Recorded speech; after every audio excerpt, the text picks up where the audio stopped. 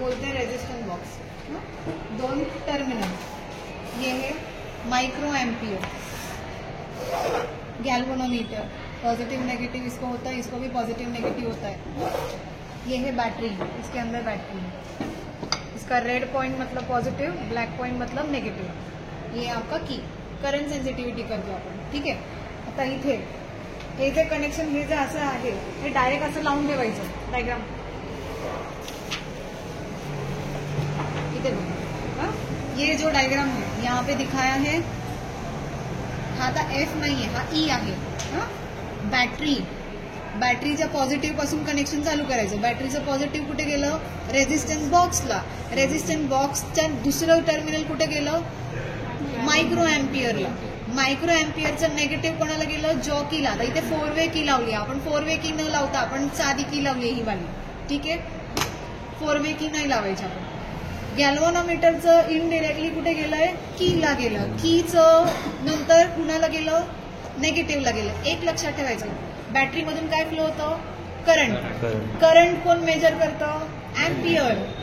Micro ampere लावलं आता इथे, तर करंटचं पॉझिटिव्ह मायक्रो एम्पियरच्या पॉझिटिव्हला इनडिरेक्टली का डिरेक्टली गेलं पाहिजेलच, तरच मायक्रो एम्पियर तुम्हाला फुल डिफ्लेक्शन दाखवणार। आता कनेक्शन बघू आता कसं करायचं। आता तिथून बघा, बॅटरीचं इथे बॅटरीचं पॉझिटिव्ह कोणाला गेलं? रेझिस्टन्स बॉक्सला। मग आता बॅटरीचं पॉझिटिव्ह आपण कोणाला लावायचं? रेझिस्टन्स बॉक्सला लावलं। रेझिस्टन्स बॉक्सला लावलं, नंतर रेझिस्टन्स बॉक्सचं दुसरं टर्मिनल कोणाला गेलं? येस, मायक्रो एम्पियरच्या पॉझिटिव्हला गेलं। मग आता हे मायक्रो एम्पियरच्या पॉझिटिव्हला गेलं, ठीक आहे। डायग्राम प्रमाणेच करायचं। मायक्रो एम्पियरचं नेगेटिव्ह कोणाला गेलं? गॅल्व्हनोमीटरला। पण गॅल्व्हनोमीटरच्या मध्ये पण काय आहे? की आहे, की। मग मायक्रो एम्पियरचं गॅल्व्हनोमीटरचं कोणाला गेलं? कीला गेलं। कीचं दुसरं पॉइंट कोणाला गेलं? गॅल्व्हनोमीटरला, ठीक आहे। गॅल्व्हनोमीटरचं दुसरं कोणाला गेलं? मग डायरेक्ट बॅटरीला गेलं, ठीक आहे।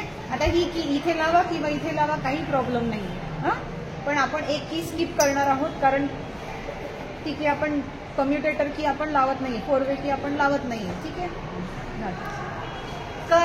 कैलकुलेट हे कनेक्शन केल्या यहाँ पे देखो फुल डिफ्लेक्शन मिल रहा है, बराबर। कनेक्शन केल्या फुल डिफ्लेक्शन दाखवतो। इथे पण बघा, कनेक्शन केल्या फुल डिफ्लेक्शन दाखवतो।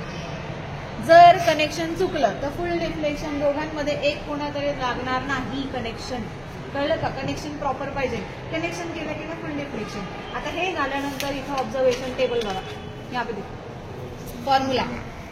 फॉर्म्युलामध्ये काय आहे? एस आहे करंट सेन्सिटिव्हिटी, इथे काय आहे? थीटा, इथे काय आहे? आयजी।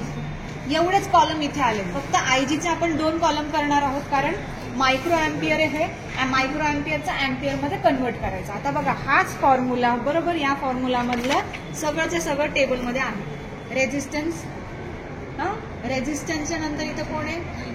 करंट आहे। तो कशात आहे? मायक्रो एम्पियरमध्ये। तोच करंट आपण एम्पियरमध्ये कन्वर्ट करायचा। इथं काय आहे? 440 आहे, इथं पण 440 लिहिलं, फक्त मल्टीप्लाय बाय -6 पावर -6 आली। यहाँ पे थीटा है, थीटा मतलब कौन है? गैल्वेनोमीटर का रीडिंग यहाँ पे लिखना है। इधर करंट सेंसिटिविटीचा फॉर्मूला कैलकुलेट करून इथे लिहायचा लॉग मीन। इन्हीं का मीन यहाँ पे आपको लिखना है।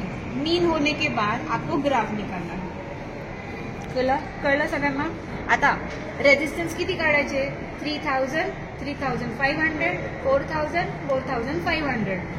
आता इकडच्या साईडला आहे बघा, 3000 करायचं। आता 2000 आणि 1000 झालं 3000। 3000 झालं बघायचं, चेंज झालं बघा, किती चेंज झालं बघा। आता हे 400 आहे, एका लाईनची किंमत 10, कितव्या लाईनवर आहे? 5th लाईनवर आहे ते, बरोबर।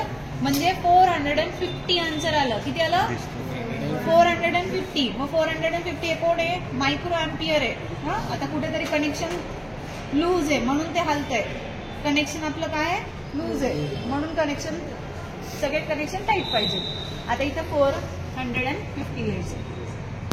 त्याच रिडिंगला आपल्याला गॅल्व्हनोमीटर बघायचं. गॅल्व्हनोमीटर किती आहे? 20 अक्रॉस 30 है ना, मग 22 आ गया. ये एक लाइन की कीमत एकच, कितनी 22 की बात 23, जो भी आएगा वो यहाँ पे आपको गैल्वेनोमीटर थीटा के पास लिखना है. And then you have to do the calculation. Calculation log से करना है.